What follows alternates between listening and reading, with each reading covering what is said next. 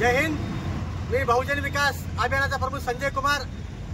गेल्या 27/10/2025 पासून ते आजपर्यंत आमचे बहुजन विकास अभियानाचे संघटक मानसिक पवार हे उदगीर नगरपालिकेला अंधारात ठेवून 19 बोगस गुंठेवारी प्रमाणपत्र काढणाऱ्या मुनीर कुरेशी आणि नगरपालिकेचे तत्कालीन कर्मचारी सलीम उस्ताद यांच्यावर फौजदारी गुन्हे दाखल करा या मागणीसाठी आजपर्यंत आमरण उपोषण करतायत। मात्र महाराष्ट्रामध्ये नगरपालिकेची आदर्श आचारसंहिता लागल्यामुळे कायद्यासमोर सर्व समान असतात म्हणून आम्ही आचारसंहिता मान ठेवून आज या ठिकाणी आज रोजी आमरण उपोषण तूर्त स्थगित करत आहोत।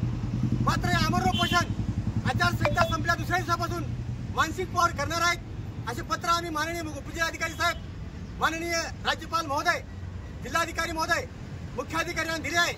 आमचे आंदोलन सातत्याने चालू राहणार आहे जोपर्यंत मुनीर कुरेशी आणि सलीम उस्ताद यांच्यावर गुन्हे दाखल होणार नाहीत, त्यांच्या प्रचंड मालमत्तेची चौकशी होणार नाही, तोपर्यंत बहुजन विकास अभियानचे आंदोलन 2 महिने लागो, 6 महिने लागो, वर्ष लागो, कदापि मागे हटणार नाही।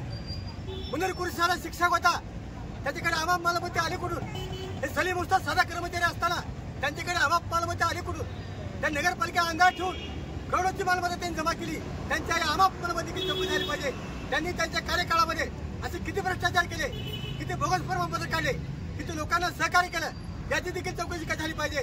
नुसतं 19 बोगस गुंठेवारी नाही तर जवळपास 50 कोटी रुपयाचा हा भ्रष्टाचार आहे, 50 कोटीचा हा भ्रष्टाचार आहे।